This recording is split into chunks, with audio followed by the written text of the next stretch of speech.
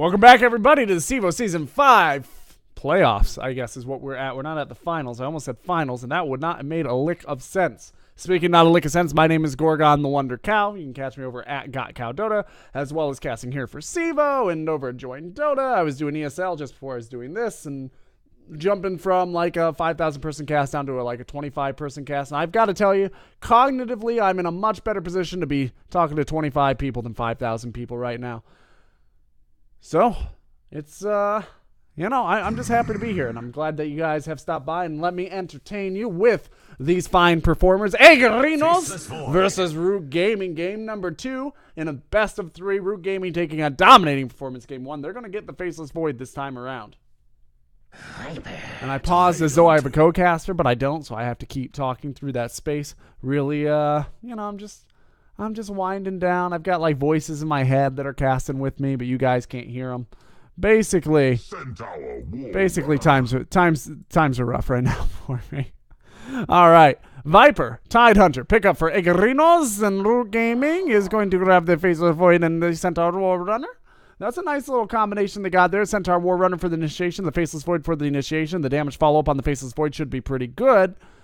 I'm going to slow down a little bit because I am talking as though there's a lot to say, but there isn't right now. Tidehunter, very popular hero right now, very strong on the Dire side up until the 6.82 changes hit, in which case his Dire side ancient advantage is going to go away. Viper is also going to be coming out. That is a Nether Toxin pusher with some very strong right click and severe survivability. TA and Death Prophet are going to be banned out here. TA, presumably because Root Gaming doesn't like to deal with her, and also they can't run her themselves very successfully up against that Viper. At least they don't feel like that is the way to go. Timber Saw is going to be the ban out here.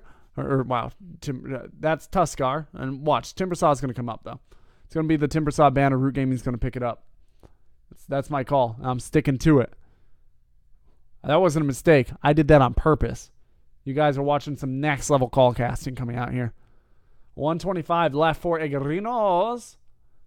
Eggerinos, not a team that I've been that familiar with. Root Gaming, a team that I know very well from their former Vasa V days, where they performed extremely well through season number 4, and all the way into season number 5, where they have been sponsored by Root Gaming and have been absolutely killing it on the high-level community, low-level competitive, semi-pro, whatever you want to call it, scene. They take games off of Sneaky Nyx Assassin sometimes. I think I've seen them take a game off of North American Rejects, but I'm not 100% positive about that. Either way, these guys are definitely a force to be reckoned with. All right. Rubik is going to be the ban here. AAA is going to be coming out. Shadow Demon going to be the return. Shadow Demon, a great pick against the Faceless Void, but also a great pick with the Centaur War Runner. So not only does that Shadow Demon pick deny it to Eggerinos, but it also gives it to the Centaur War Runner Shadow Demon combo, which means in an early game, especially if they wanted to do something like an aggressive try, which I suspect they do, Shadow Demon's going to be able to set up for some serious damage output, especially with an extra 20% pure damage out of Soul Catcher at level 1, well, at level 2, after level 1 for the spell, level 2 for the hero, 30% when the hero hits level 3, at level 5, it's 40%. On top of Centaur War Runner's Stomp double-edge combination. If AA gets caught out here, it's summertime, and he's going to do whatever snow does in the summer. I don't remember the kids' movie song. I should. I don't. What's up? Eggerinos, thinking about their next pick. AA is a very squishy hero, and I would be hesitant to get another squishy support if I were them, because they got to know Root Gaming is going to be aggressive. Wraith King is not a squishy support. Wraith King is a very tanky support. That works out. Night Stalker. That's going to be coming forward here. Tubby the Fat probably going to be on Faceless Void, which means your boy JC. Actually, Tubby the Fat. Yeah, he's going to be on Faceless Void. Your boy JC is going to be on the Night Stalker. Lycus is going to be taking that Shadow Demon. Does that mean the Centaur War Runner is going to be... No, Centaur War Runner is going to be your boy JC. Excuse me. Yes. I think. And then, Talera is going to take that Night Stalker into the mid lane. So the Faceless Void solo safe lane, I suspect, with Centaur War Runner, Shadow Demon, and support to come. Maybe a VS. A Mirana would have been really, really good, but she's not available. Support yet to come. A Shadow Shaman is actually still available as well. Support yet to come, being in that aggressive tri-lane for Root Gaming. To Pregu, who asked earlier on, I said Tidehunter's no longer going to be able to take that dire side advantage. And what I meant by that was that he's no longer going to be able to stack and clear the ancient camps with his Anchor Smash from the dire side off lane while still contesting the off lane. The distance is too far for him to be able to do that. He'll either have to leave the lane to stack entirely, or he'll need one of his supports to stack it for him if he wants to do it, just like it's done on the Radiant side right now. So that ancient advantage is going to be gone. If you've got more questions about the way that works, you can open up the Dota 2 dev. It's in your Steam if you own Dota 2, and you can go take a look at the map yourself, or you can go ahead and take a look at my warding guide, which is up on Join Dota right now on the main page. It's just right there, bam. Everything you need to know about learning how to ward in 6.82, just to give you guys a little kickstart against your pub opponents, and also kickstart an understanding the pro meta as it will be evolving here once 6.82 lands. Ursa's going to be the pick, and Tiny's going to be the pick. Tubby the Fat's going to be on the Tiny. Wow. So, I don't know what Root Gaming is going to do. They are basically saying, we're going to get so many kills that we can support 4 major farm-dependent cores. It's pretty much what they just said to me. They whispered it in my ear when Tiny said his name. What I heard was, we're planning on wrecking. But Agarino's not interested in letting them do that. They've got the Wraith King, who is going to be very survivable. The Ursa does very well against all these heroes except the Tiny, and, well, to some extent, the Centaur War Runner. If he gets too tanky, that return damage is really nasty. But since Ursa's damage scales up as he attacks you, that means the return damage is only nasty for the first 5 or 8 swipes. After that, you're doing so much damage to the Centaur War Runner relative to how much you're taking back that it doesn't really matter. We're going to be going into game number 2 here. Game number 1 going the way of Root Gaming. This is a best of 3 series here at the CEVO, and we're going to have a pause. Some good old-fashioned South American Dota coming out here. Actually, I don't think either of these teams are South American, but it's the thing. It's the thing that we say when we're trying to flame as casters. No Flamerino, please. All right. Taking a look at what we've got here. Richard Sherman is going to be making it sick on the Viper. Bean is going to be, well, in Davy Jones' locker right now on the Tidehunter. Katsu is going to be freezing up on the Ancient Apparition. And Planner is going to be stomping around on that Ursa. And Cheesehead is going to be coming back on that Wraith King. For Root Gaming, Tubby the Fat is going to be rolling about on that Tiny. Flying Zebra is going to be charging off on the Centaur War Runner. Talera is going to be freezing time on the Faceless Void. Lycus is going to be hunting on the Night Stalker. And your boy JC with the Spider-Man gear, whoa, is going to be on the Shadow Demon. One of my very favorite heroes. I'm super excited to see his Aghanim's getting an additional buff here in 6.82. But the additional Demonic Purge was pretty unfair, because if you're against a team with anybody who gets kited, having 2 Demonic Purges is basically like saying that hero will never be effective again. And it's still a lot of damage. All right. I've got Ryan Noob in the chat. I just want to give a shout out to him. We used to cast him an awful lot around here on the CEVO. Former Vasa V player. Has played a lot with these guys, and they're doing a support Night Stalker here with Lycus. Presumably going to focus very heavily on getting that silence up. Though honestly, there's not anybody that they really have to worry about silencing that much, so maybe it's good now. Okay. So maybe they're not going to be so focused on that. Maybe they're just going to be more focused on the slow. And if Lycus gets going, that's just going to become a 4th core, which is trouble. They're not going to do an aggressive tri-lane, though. They don't really have the make for it.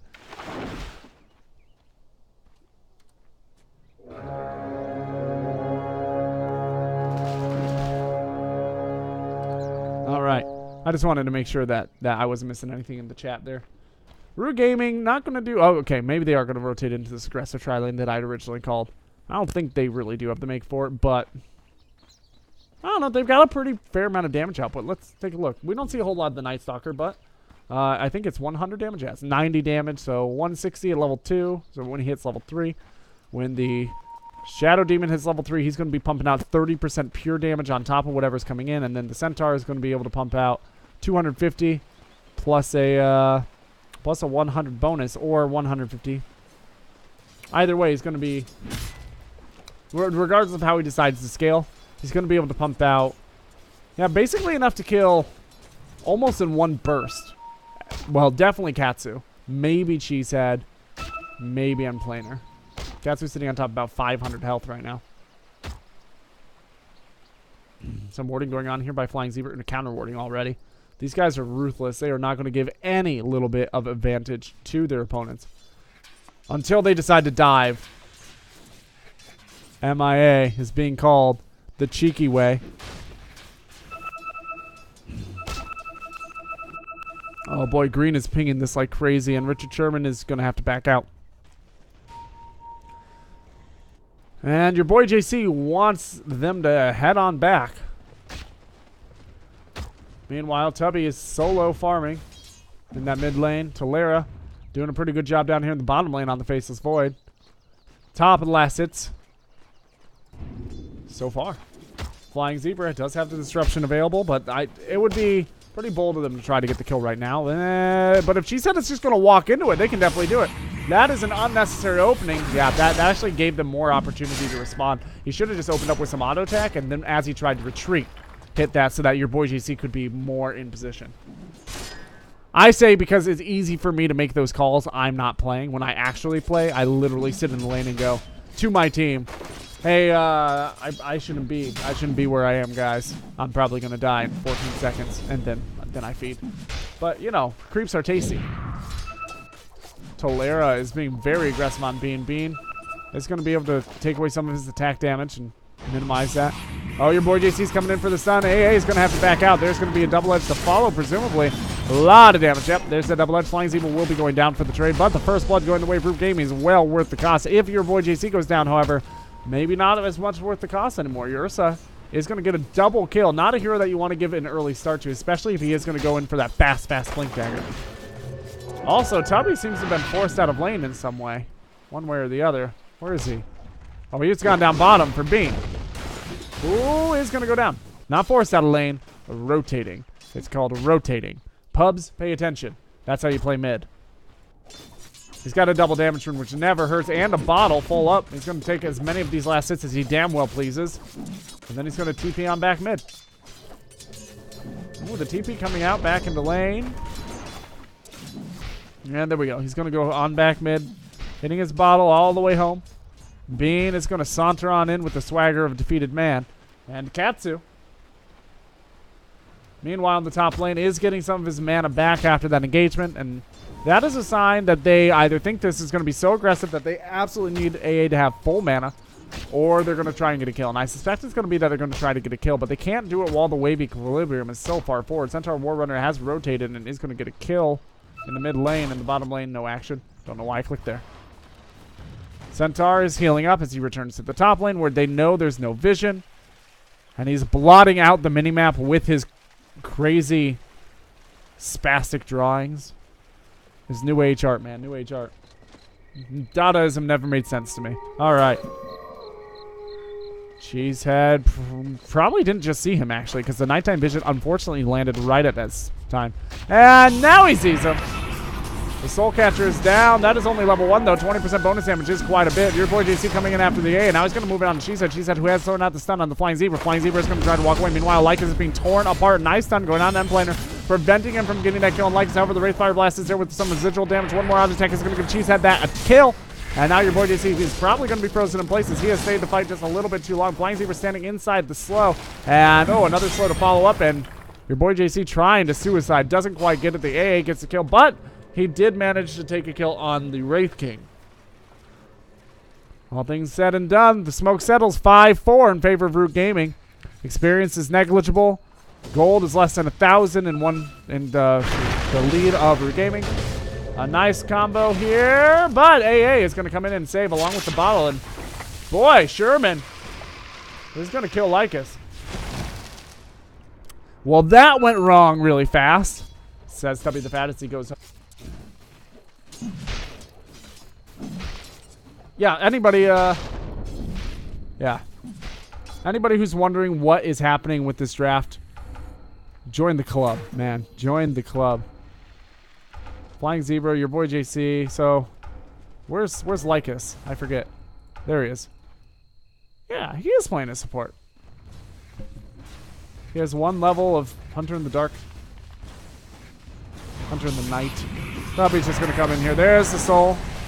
And just look at the expertise of Flying Zebra. Just waiting for the last second to get that soul catcher down. So you get that extra 1 second after he's out of the bubble. Otherwise, you're just wasting a second of cooldown. Meanwhile, Freebie Roshan.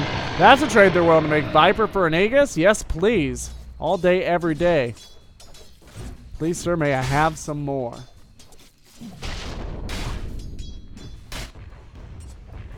The question is, will they be able to use it at this point?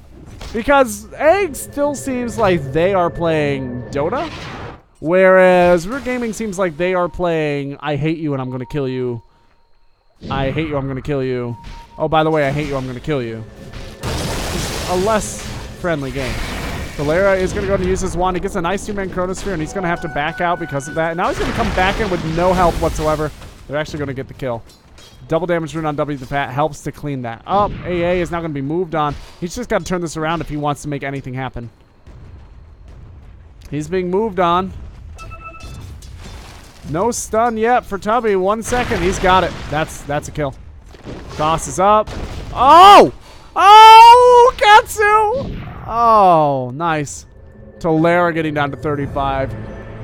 You could just see how confident Tubby was with that. He's like, up, and right off the rim. He did get the alley-oop into his partner, but he ended up trading himself off for an AA. Not a very good trade. Alrighty, right. Man, Flying Zebra's literally everywhere, all the time. I say literally so much after I cast with Toppers. And Planer. 1 more auto attack ought to do it. He's down to 6. A nice stun off on Cheesehead inside tower range. However, tower's not attacking him. Now Lycus is just going to try to chase in. He's got a little bit of extra move speed. A wee bit of extra move speed. And, oh, what a great coordination. Oh, and if only Night Stalker, he couldn't. No, he was in range, I think. He could have gotten that Void off just narrowly if he had cast it at just the right time before he got stunned. And if he had gotten stunned after the Ursa died, he probably would have been able to walk away from that, or at least done some more damage before he went down. That's an interesting exchange. Bean has not left this lane once. Well, I lied. He has. But spent most of his time in this lane by a far margin. They're just taking turns chewing up trees. Wow. I just want to take a moment because this flag is awesome. Oh, yeah. That doesn't rotate in anymore in spectator mode. Never mind. Yeah, the Root Gaming's flag. I never noticed it before. It's really cool. Really well done. Alright, in the mid lane, we're going to see some action as your boy GC gets hit by the AA ulti, and he's going to try to turn around and kill Richard Sherman, but getting himself too low, and he does shatter.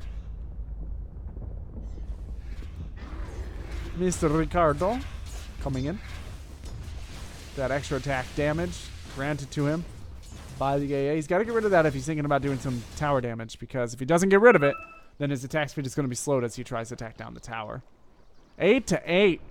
Gold lead is negligible. Experience lead is almost 2,000 in favor of Eggs. But Root Gaming have a 4-core lineup, so the longer this goes, the better it is for them.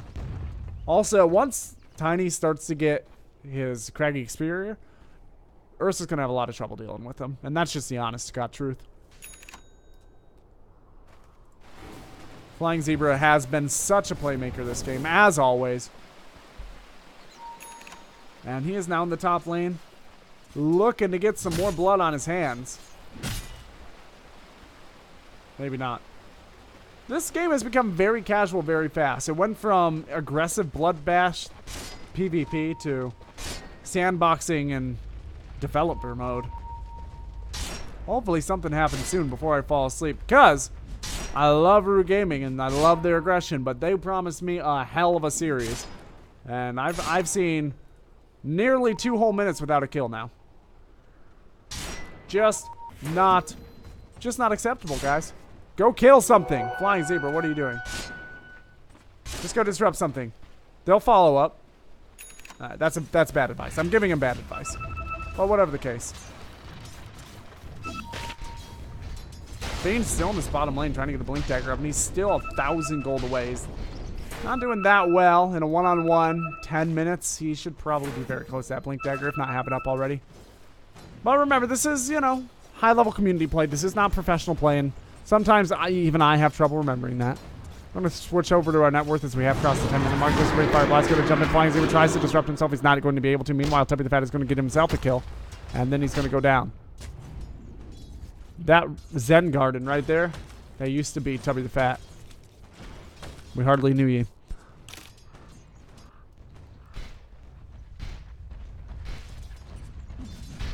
Breen is still just chillaxing down here, man. He's on holiday in this bottom lane. Taking a look at items, really nothing of note has come out with the exception of Faceless Voids, Mask of Madness. He also maxed Time Lock because he was not a straight offlaner. He's in a one-on-one, so his damage output right now is a lot heavier than a Void at this stage of the game than this meta normally has. Normally at this meta, you would have 1-2 levels in Time Lock by now, and probably not your Mask of Madness either. And you can see that Time Lock damage. Tubby tried to steal it, but Flying Zebra stole it first.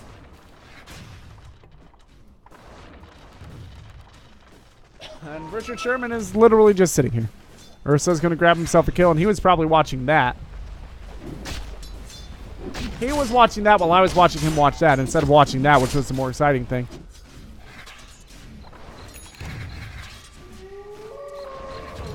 Lycus has Darkness. He can cast it right now and extend his ultimate by that much longer. He has Ice Blast available if he needs it as well for this tower defense. But I really get the impression Root Gaming's not that interested in tower defense, to be honest. Or, yeah.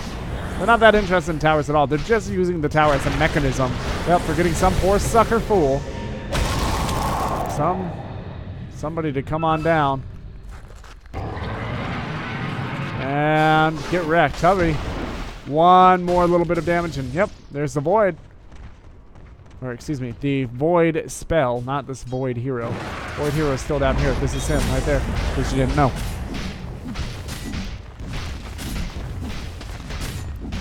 Oh, boy. That's going to be very difficult for Eggs to handle Root if Root gets out of control here. They've got so many bloody carries. Delaire has the Mask of Madness now, too, giving them a little bit of push. Centaur disconnected. Are we going to have a pause, or do they just not give a damn?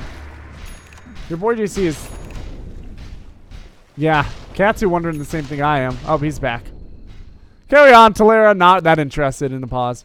I don't know if that's confidence on their part or just an insult to their opinion of Eggs, but maybe they knew that he was going to come back really soon. There's not much else to be said at the moment. Tranquil Boots are dropped here. Centaur Warrunner just tries to farm out.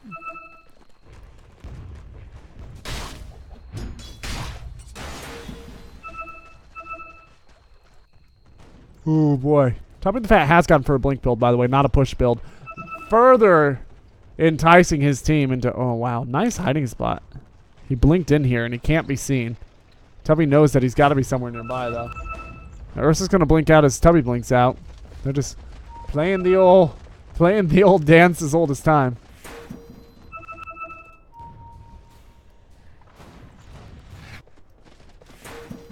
Your boy JC is coming in along with Tubby the Fat. They're getting ready for some aggression. There's going to be Bean moving in. Faceless Void has used Cronus Fairy. He's going to go ahead and try to use this. Sherman is going to go down. Bean taking a lot of damage as well, potentially. He's going to try to choose his way through something. He's going to be stunned out. Maybe not. Nope. The Kraken Shell buys him some time, and he's going to go ahead and use that Ravage on the tail end of that Kraken Shell save. Tubby doesn't care, though. He's just going to blink in and kill everything.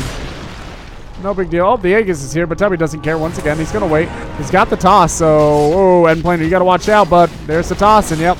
Tubby getting very low, but it doesn't matter because the Void is here for Lycus, and Tubby's just going to walk out, bottle up, get earned up from Lycus, and now he's going to be able to turn around and blink back in. That's a 4-man wipe. 5-man wipe, probably. I would be surprised if the AA didn't die somewhere in there. Yeah. AA is doing pretty well, though. 4 and 3 with 4 assists out of 12 kills for his team. That's hard to do against a team as aggressive as Root Gaming.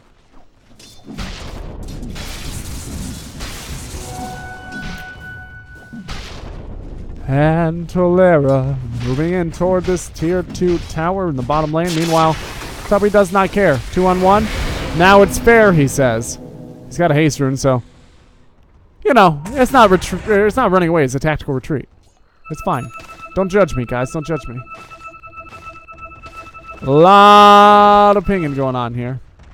A very excessive amount of pinging. Stubby the Fat does have that hasten still, and just walks up, takes a whole bunch of that health, but he realizes now that he's gotten into a bit too much trouble, and he will end up going down. And Planer guarding off that top end as well from the north side. There could be no rotation from the jungle. Take a look at our items now. Void has a Maelstrom. No other big items up, and Blink Dagger obviously on Tiny. No other big items up on the Root Gaming. Eggs has a Mechanism up on the Viper, and 2 Blink Daggers. They must be decently far ahead. Yeah, 4,000 gold in the lead. 3,000 experience. It's not a game winner, but it is pretty nice. I'm getting ready for some insane showmanship coming out of Root Gaming. The support, Night Stalker, is sitting at 4, 3, and 4, by the way. So, Egg's not really able to punish this lack of synergy. So far, at least. Looking back across the map, we've got a push-in hero up here. Centaur, doing a bit of damage. In that top lane, Talera is going to get hit. He's got the Time Walk. He's also got the Chronosphere. He's going to grab the tower just in. Cheesehead is going to blink into it. But AH's ulti is going to land. However, not soon enough to save the Viper. Big 3-man stun coming out of that Ravage. And Bean is going to go and try to roll on somebody who's going to be defensively disrupted by the Flying Saber now. Talera is going to go ahead and try to move away. He has that Mask Madness extra move speed. And Planer is going to be voided as he jumps away. Cheesehead does have the amp damage on him from Soul Catcher, and Tiny. Tubby the Fat is coming in. Can he get a 2-man stun? He gets a 1-man toss, and he's going to be slowed by Bean. Bean is going to blink onto him, do some damage reduction and some general damage as well. However, Lyca is coming in. He wants to be part of the party. He's got Void, and he also has his Silence, Crippling Fear. Tubby's going to do some body blocking. Oh! If that had been a toss on Bean, that could have been a kill, but as it turns out, it's not like Dota 1, folks. If anybody who played Dota 1 knows that it used to be position-based, whatever the closest unit to you was. Now it's a random unit from within that AoE. Makes a big, big difference for tiny players. And Planer is going to try to grab himself a Centaur War Runner. Centaur is not going to be able to get away from this. He's going to be taken down with the Ursa nipping at its heels like a Mongol horde.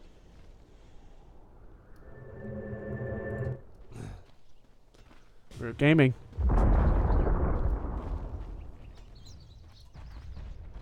Still considering what they want to do here. There's still tier 1 in the mid. They only recently got the tier 1 top, and they do not give a flying rat. It doesn't matter. It does not matter to them because they're not playing for towers. They're playing to just envelop their opponent's souls with sadness. Pure sadness. Just aggressively steal everything they love and then kill them in cold blood. That is exactly what they're looking to do here.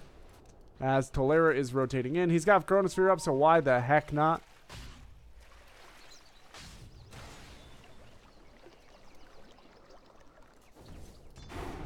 iCe is being very cautious here, and I like this play. It is a little bit less exciting, but it is what they need to be doing, especially since they still have a tier 1 tower up. The pressure is not necessarily on them to make moves right now. If they were being pushed through tier 2s, it would be a different story, but at the moment, at least, they're not. They also have a in deficit 7,500 gold. And over 5,000 experience in deficit. So, they aren't exactly playing at an advantage. Roshan is back up. It is number 2. That's going to be just an Aegis. Okay, Cheesehead, not interested in casting that after all. Stutter steps it, and Talera's just going to do the old do-si-do around the A-hole. Okay, they're going to move on Lyca, so there's 2 points in, and Planer and Cheesehead making it happen. Yeah, not only for the early Roche, but just in general, that lifesteal aura along with the Ursa can be very devastating.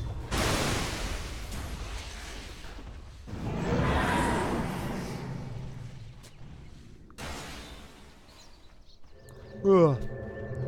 Excuse me, sorry about that.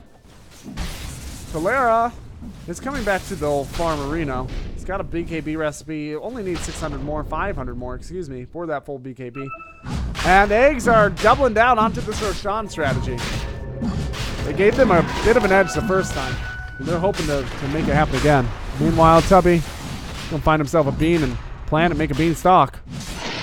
Climb on up to Victory Town, where he will be amongst the land of the Giants. If they do win, they will be moving on in the CEVO playoffs for that big, big prize pool of, I think, over $6,000 now, which is huge for a community tournament, largely crowdfunded. Which, by the way, thank you guys for supporting CEVO. Those of you who do.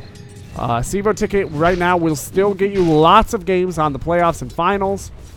It will also help increase the prize pools for these insanely fun players and all of the great players that are playing here in CEVO. And Planner is going to be going down. The Basketball Dev is a land on Tulare, and Planner not going to go down after all. Well, Tubby might have some choice words to share with him. He's completely enveloped in darkness, and he's ready to be the Stone Ninja, and there we go. Aegis popped in mid-air. Look at that. That's a halo over his grave. The question is, will they be able to get away? Beanch coming in. He does have his ultimate, but he's not going to be able to land it on both targets, so he decides to not use it. Backs off. And Player, meanwhile, going in after Lycus, who is going to be able to get away thanks to the nighttime speed bonus. And Egg's not able to make anything happen there other than grabbing the Void, which is pretty nice in and of itself.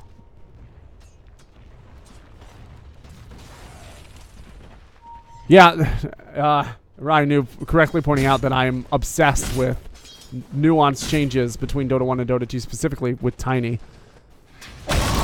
You just see how that impacts the game so much. The fact that Tiny does not grab the unit closest to him, the positioning is so much more difficult with this hero to play at high skill levels now than it used to be. It used to be like, oh, to play at a high skill level, you just need to know who to be next to. If you want to throw your enemy, get next to your enemy. If you want to throw your friend, get next to your friend. Just squish up next to him, get buddy system, put your hand in his back pocket, and give him a squeeze. But these days, that's not how it works. My camera, oh, very nice defensive direction from Flying Zebra. It's going to avoid that ultimate, and Lycus is going to try to go invisible. He's going to be Red Fire Blast. He will be going down. Still a very nice try, but Flying Zebra can only do so much on his own. He is sitting on top of a Force Staff now. But yeah, to play at the skill cat that Tubby the Fat is playing now, with the way that the Tiny mechanics work, it just blows my mind. It just blows my mind. Especially to play him that old Dota 1 style, which is a ganking style. You didn't used to see Ags come out on him very often. You used to see the straight bottle. Or granted, this is before he had an Ags, I think. Before he had drums, or before drums were added to the game. But yeah, I used to see a lot of roaming gank. Blink Dagger and Bottle used to be the build on him, and sure enough, Tubby the Fat is going old school, bringing back my old Dota 1 memories. Back to the days when I first fell in love with the game. Oh, Tubby. Wrong part of town, friend. He is going to be a stone pile of rubble in a minute. Nice toss back with the stun. Oh, my goodness. Is he really going to get away? And now the Void is going to move in. Void has the BKB up. He's going to move after Richard Sherman. He doesn't even have to use the Chronosphere, which is good because he doesn't have it. For another 40 seconds, he also doesn't have the mana. Here we go. Wraith Fire Blast should be available if he wants it. It is. He decides not to use it. Lycus is sitting around. Tubby the Fat is now going to move back, and he gets a nice stun, a nice toss. Toss Katsu onto Katsu, unfortunately giving Richard Sherman the opportunity to get away. He's going to turn around and do some auto-attack damage on Tubby the Fat, who's going to go down. This tower is within deny range.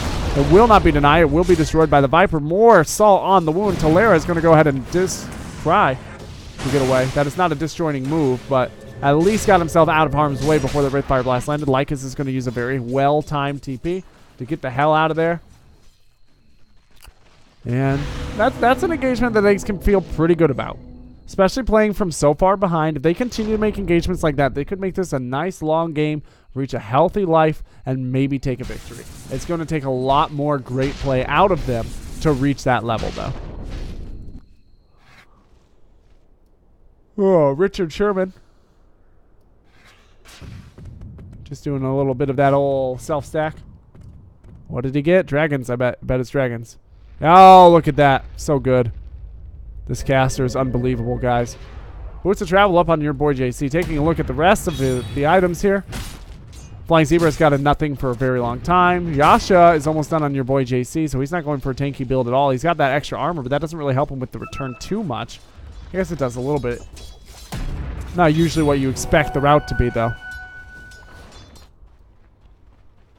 Nothing having come out on the Viper for quite some time, though he is going to go into an Axe, and he does have enough for it in 3 gold. There it is. He just bought it. That Axe is going to be out. As for Cheesehead, he's just got that Blink Dagger and the Mana Boots. Nothing to see here, folks. 3 Blink Daggers up on Eggs, 1 Blink Dagger up on Root, and that is tiny. 2 Smokes waiting on Eggs as well. They just haven't had the opportunity to try and engage on it. A nice toss. Tubby just doing a little bit of extra tower damage.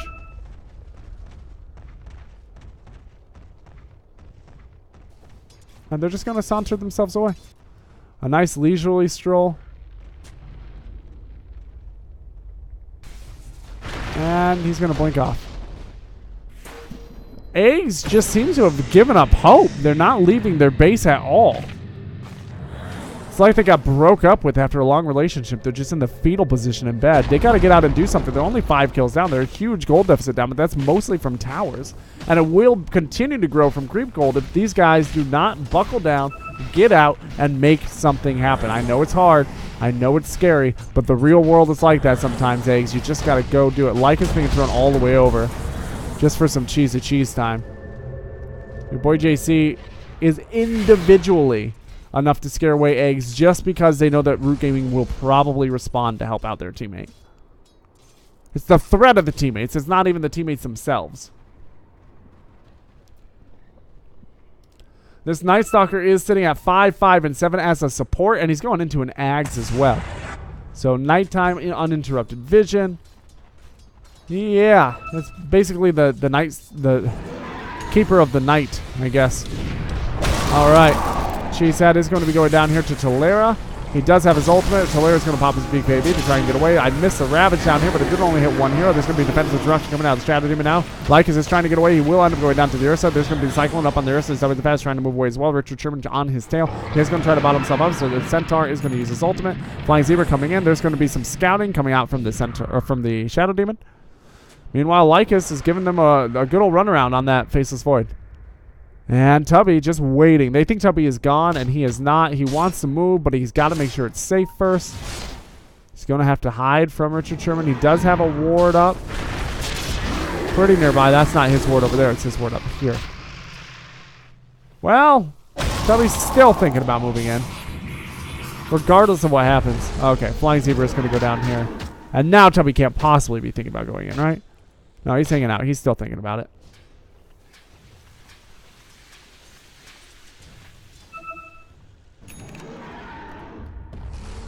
It's an epic fight. A mountain versus a mole.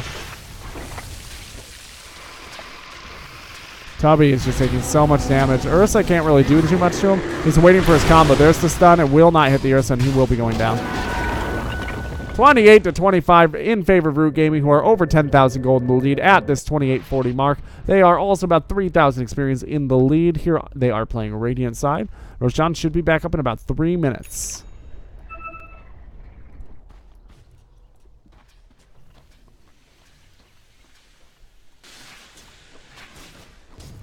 Giving my voice just a quick break. I've been doing some shoutcasting for just about all day now. And, you know, appreciate you guys being patient with me during these slow parts. Guess I could hum you guys a little tune or something, but do a jaunty tune. Jaundice. Getting that Google Chrome search overload from the Bing commercials. I'm so out of it right now, guys. It's crazy.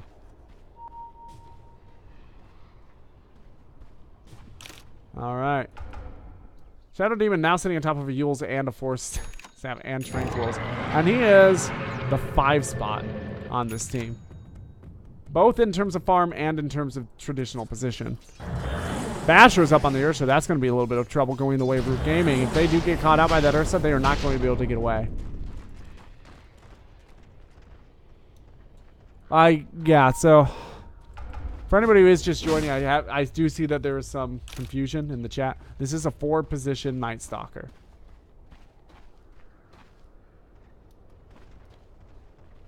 It is also sitting on top of a gem, but the only range hero that they have is Flying Zebra on that Shadow Demon. The slowest counter warding process ever. Be easier to shovel down that mountain. They're going to go scout Roshan. Indy is up. Ooh, this invisibility rune could not have come into that time. Talera, there's no gem. There's no wars. There's no dust. Talera's just going to sit here, wait for this to get low, then Chronosphere and steal. Oh, don't blow it. Don't blow it for him, Lycus. Don't blow it for him, Tubby. Oh, if I'm Talera, I am pissed right now. This invisibility rune will only last for so long. And now he's going to walk on top of that ward. Oh my god, that could have been so beautiful, but instead, every little bit of advantage they had there in terms of the surprise has been wasted. Missing the Tidehunter. Wow, a lot of action going on over here, and I cannot get my screen to scroll for some reason. Come here. Sorry about that, guys. Valeria is going to use the Chronosphere. Cheesehead being tossed into it. 4 heroes in that Chronosphere after the toss. Does not matter. None of them go down, and 2 heroes for Rue Gaming are dead at the end of that engagement. However, your boy JC is doing fairly decently up here in the top lane, just kind of whittling away. Complainer is going to be able to grab, what is it, Aegis and Cheese? It is. Lycus, meanwhile, thinking about doing a little grabbing of his own.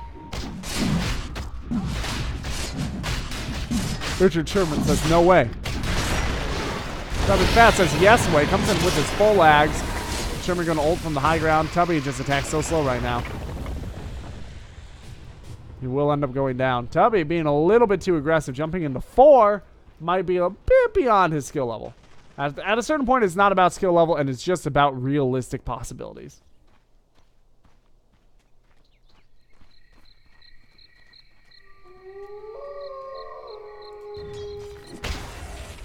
All right. Nighttime for the Night Stalker. That's always nice as well. Ursa, pretty near the top of the net worth chart. Taking a look at our levels. After we take a look at the KDA, since I have it up anyway. 14 and 4 and 6 for the Ursa. Now, for eggs, it's all about just maintaining status quo right now. That's what they need to do. They are, well, not status quo in terms of this. Status quo in terms of that. You see that drop off? You see how it's starting to even out? It's because these guys are pulling back. They are pulling it up even though they've got an engine out. It takes a very special sort of pilot to make that emergency landing, and eggs are looking for him. They're unfortunately back in the situation that they were in a minute ago, though. Well, by a minute ago, I mean like 20 minutes ago. Maybe it was last game, but I think it was like 20 minutes ago. When they get into this position where they can't really leave the base and they kind of 4 or 5 man farm a lane, they leave the base and Tubby just comes out of nowhere like a reaper. Just scythes them down with a big old tree. He's angers. Tubby is just waiting patiently, man. Like a dog you told to stay when you had a treat. And the dog just stays for a real time, even though there's no actual treat. Or like you already gave it to him or something. Basically what Tubby's doing.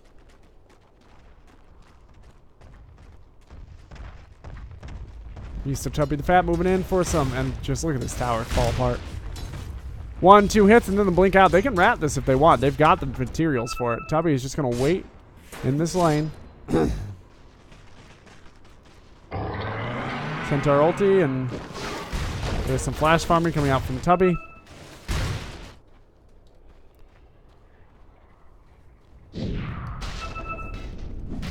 Eggs have nowhere to go. They've got nowhere to go to get gold. And they're constantly under siege from the Tiny in the bottom lane. They need to actually get out of the base, like smoke out of mid or something and go in on that Tiny. The problem is, if they do so, they're going to end up running through one of these heroes. It's Lycus on the western side of the secret shop. Bean is going to blink back into his base. Nope, he blinked forward.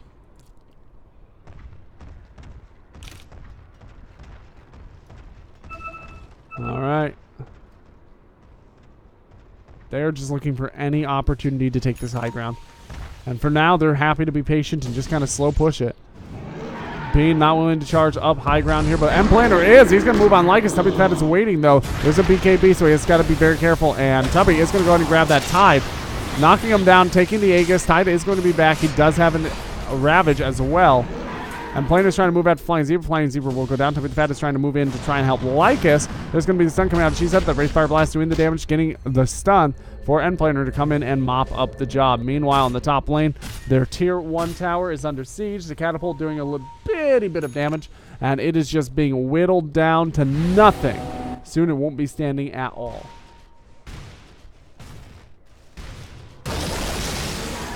Nice blink away from Tubby, and what do? Bean just wasted his ultimate, trying to get a quick kill. And I can't even see what's on the minimap because these guys are so excited. Tubby bragging on the minimap about his insane reaction time. And brag he should. That was a very impressive maneuver.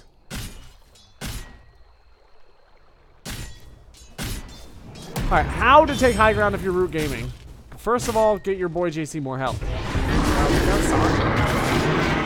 Does not matter. Use Stampede, and Planer's going to be able to blink in front of him. They're going to blink at about the same time. No, wow, Centaur doesn't have a blink dagger, actually. I did not realize this. He's got a Mantis out of San. Nice AA ult. Comes in from the north side and just whacks him from very, very far away. So Centaur, if he were tanked up, he could slow push with return damage. If he had a heart, he could do what's called a heart siege, which is where you go on the high ground and you don't care what attacks you. It's not just a Centaur thing, but it works really well with Centaur. As you get down to about 90% health, you just back off, wait for that health to heal. Scoot back up with the next wave of creeps. And with a Centaur, you can do it even better because he has return damage, so you can actually just tank the tower. You don't even have to get in close enough to attack it.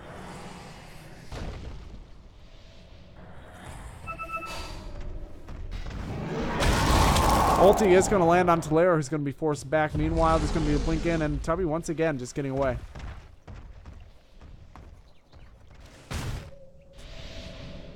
Lycus waiting. He's got the Shadow Amulet. Waiting for any prey to fall into his mouth. They're camping feed longer. And no luck so far. Boy, this is just like fishing, isn't it, Lycus? Hopefully he will be able to eat at the end of the day. Okay, Wraith King is thinking about coming in. Lycus leaves for no. Oh, there's a gem on the Wraith King. I thought there might be a gem on the Wraith King, but he didn't auto attack right away. Nice silence on Cheesehead. He's gonna have Lycus cast every Patterson moving with this. Nice combo. Bean should be going down here. One more auto attack on Dude with the Fog of War. There's a huge Ravage, and Tubby's going to go down. Talero trying to get in with the Chronosphere, but Bean has already been healed up a little bit with that mechanism. The perfect space for Chronosphere. Perfect space, but they're not going to jump in and do it because they don't have the damage output to follow up.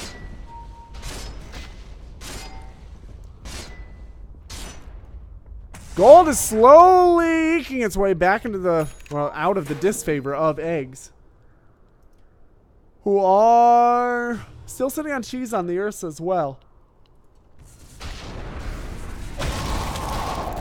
They still have cheese and they're still scouting Roshan. Greedy, greedy, greedy. The Shadow Demon can't afford to be out where he was there anymore. Ursa's just going to tear through him like toilet paper anytime he's not with a friend, basically. It's really hard to count a team with Tiny out, though. If this goes late enough, Tiny will just drill through everything. Huge amount of splash damage makes him push lanes. The siege damage from that axe also allows him to push on towers extremely effectively. It's very difficult to handle that in the late game. So while Eggs is on a comeback, they need to pick up the pace a little bit as well, which is, it's a frustrating thing to know. That you are on a comeback, you're sort of making it, but if you wait too long, the whole thing will be for nothing.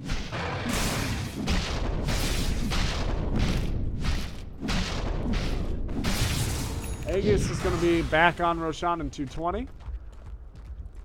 And Tubby's just going to do the old stack and knock.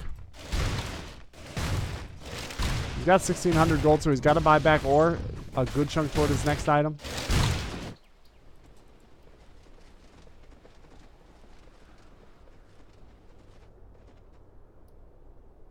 All right. Well, Richard Sherman trying to get a bit of farm himself.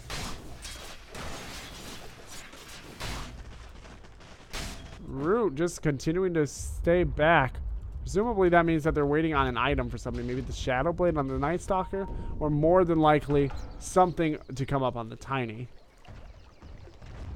Possible it's a BKB. It doesn't seem like a very good idea. Most subtle hiding place ever, Tiny. Most subtle hiding place ever. Richard Sherman. He wants to make the South howl, however. He might be the one doing the howling. Double damage rune. Oh, Tiny. Stubby just going for the plays and not able to make it. He will be able to do a little bit of damage to Cheesehead before he goes down, but not enough. Well, live by the Tiny, die by the Tiny. He's now in 12 and 9.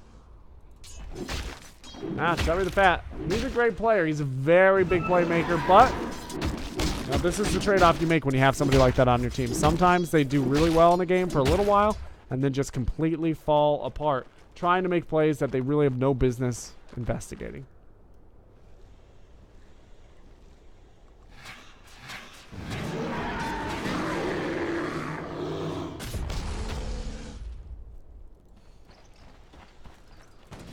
Too much aggression. And Root Gaming doesn't really seem to know how to handle it. He does it as she does. Boy JC's going to pop the Stampede and just get himself on out of there.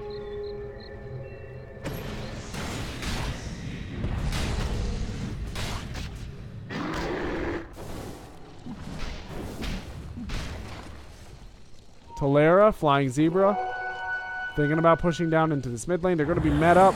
The third Amigo, that Night Stalker, who does not yet have his Claymore, but he is working on it. He's got a haste rune, so at least he's zipping around.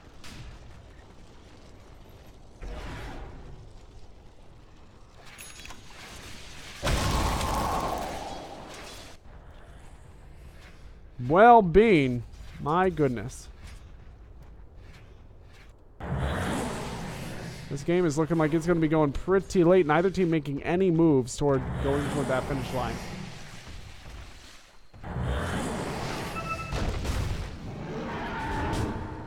Ursa coming in. The question is Root Gaming going to be able to open up enough space for this Tiny to just out-push eggs? Or is the Ursa going to be so strong in the late game that Root Gaming doesn't have that opportunity, gets torn apart?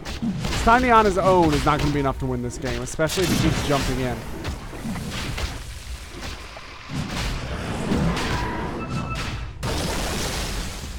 Ulti. Going to be used on just Tolera. There's going to be Flying Zebra coming in. He does have that defensive disruption. He will use it. There's a toss back. A nice one-man stun as the ultimate comes out from Tolera. Bean will be going down. Now, Eggs Planner. He's going to take a little bit of aggression, but all things said and done, he walks away pretty well unscathed. And now Eggs is in the captain's seat, looking at the possibilities for a victory here. Like is getting very low. Defensive disruption? No, not quite in time. Not that it would have really helped, but would have been nice. Would have been cutesy. Alright, Roshan. He's going to go down. Cheese is up. Aegis is up. Ursa and Viper, respectively.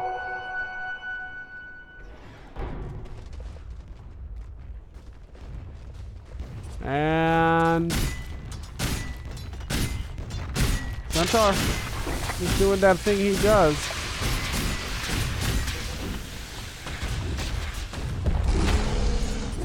And Planner just once again trying to farm up.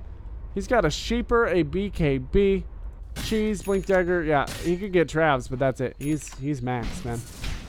Once he gets, he's got 2 Cheeses actually. Hasn't even been forced to use one yet. Meanwhile, Tiny now has an Assault Caress.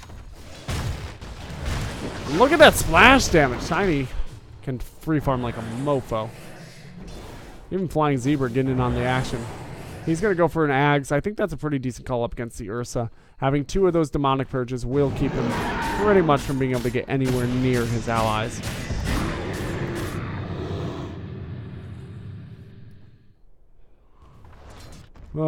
Tubby the Fat moving around this top lane and continuing to just do some of that farming game.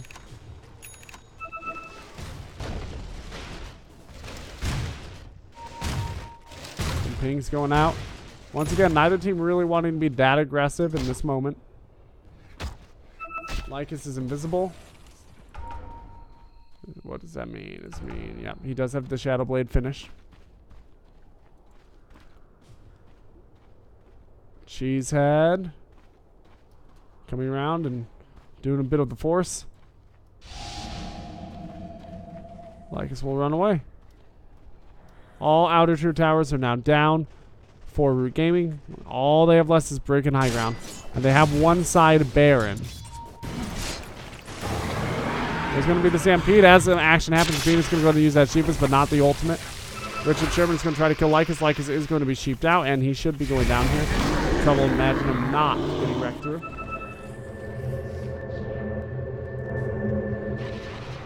I'm not sure what Tubby's doing up here.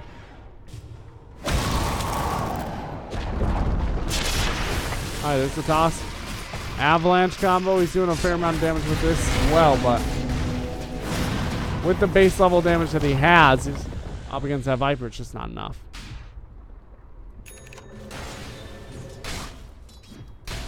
Two sides racks are bare, actually. Excuse me. One side, the mid lane, still has a very healthy tower.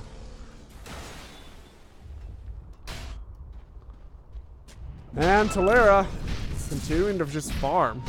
He's got a Mjolnir now. Monkey King bar. He needs to get Boots of Travels instead of those treads, and then one thing in that last slot. Maybe a butterfly would do well for him. That does stack with dodge. That does stack with evade.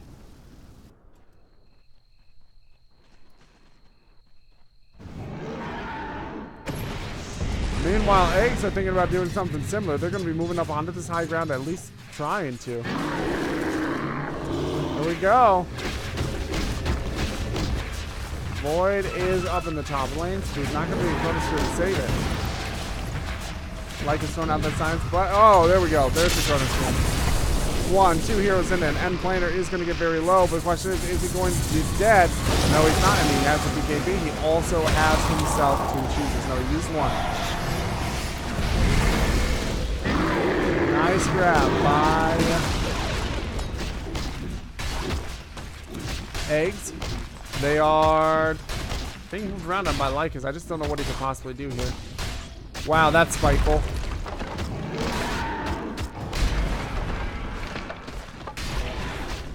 I guess the question at this point is, can they GG? 85 seconds before the Void is back. No buyback available. Buyback did occur a few minutes ago. Tubby the Fat, however, is coming in here bringing the big stick. He is going to be frozen. He should be going down. This is probably, oh, maybe not. Nice toss. Will not matter. Lycus trying to do anything that he can as well. Buyback's coming out of the Ursa. Tiny is bought back as well. Going to jump up, miss the avalanche. He still gets the toss and the kill there.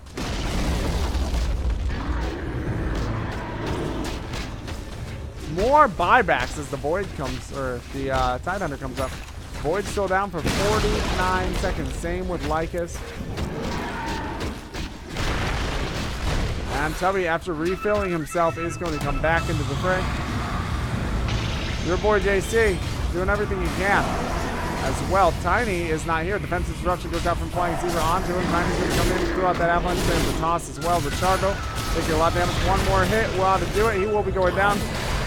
Second cheese is used. Dean is getting pretty low. A lot of buybacks were spent on Eggs for this. If this doesn't go their way, it's going to be very bad for them. Your boy JC is going to go ahead and almost get a kill. Eggs. Eggs is so low. He's walking around with 60 health at Megas at the Ancient. And he's going to move in. That's going to be your GG. Game number 2 going squarely the way of Eggs after a very hard fought